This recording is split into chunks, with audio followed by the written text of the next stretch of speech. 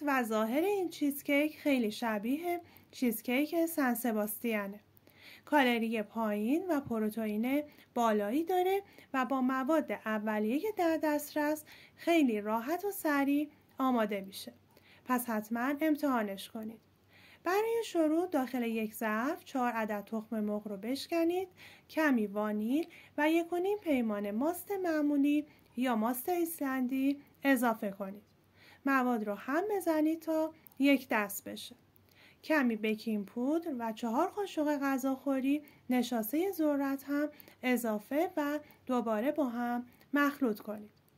من برای شیرین کردن این چیزکیک از استویا استفاده کردم. شما میتونید به جاش چند قاشق عسل به موادتون اضافه کنید.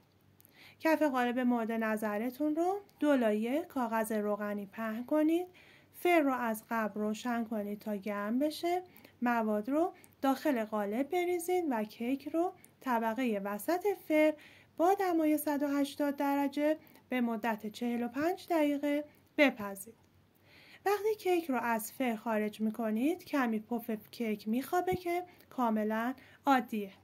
اجازه بدین خنک بشه و بعد برای چند ساعت داخل یخچال قرار بدین تا کاملا سرد بشه. کیک رو از قالب در بیارین و کاغذ روغنی رو ازش جدا کنید. شما میتونید این چیزکیک رو بدون عذاب وجدان برای عصرونه یا صبحانه یا بعد از ورزش نوش جان کنید. امیدوارم از این آموزش خوشتون اومده باشه.